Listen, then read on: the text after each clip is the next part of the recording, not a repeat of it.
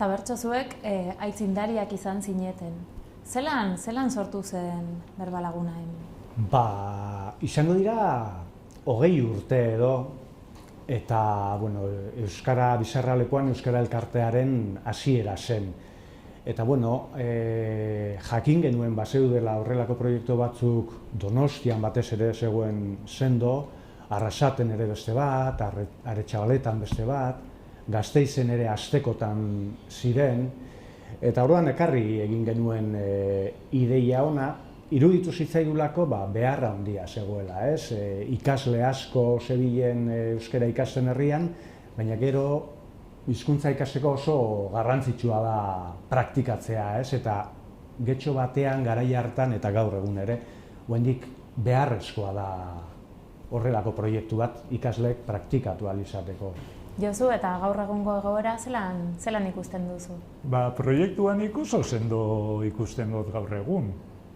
Hasieratik hona aurrera pauso handiak eman dira. Hori, gu hasi ginen bakarrik berba talde txoekin, eta gaur egun badaude gurasoentzako talde berezia, hori guraso lagun, badago gazteentzako ere egitasmo berezia, kuadrillan euskeraz egiteko, badago bizikleta talde bat, eta egiten diren ekintza osagarriak edo beste maila badaukate ere. Gu hasi ginen hori oso bitarteko gutxirekin eta oso gauza xumeak eta egiten, eta gaur egun asko hobetu da proiektua, bai.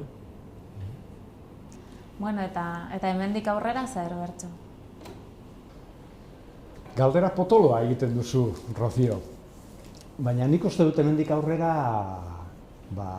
orain daramazuen ildotik jarraitu behar duzuela, Berbalaguna eta Egizuren proiektua gaur oraindik ere beharrezkoa da getxo batean, hainbat arrazoirengatik, ez?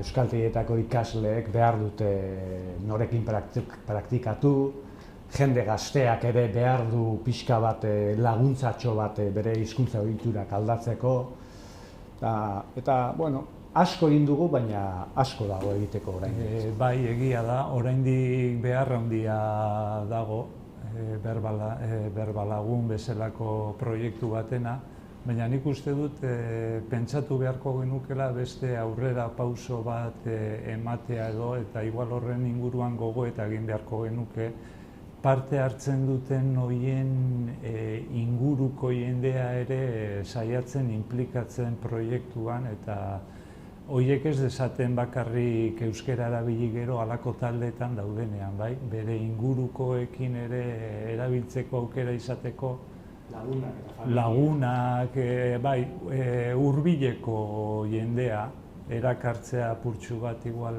proiektura, bai?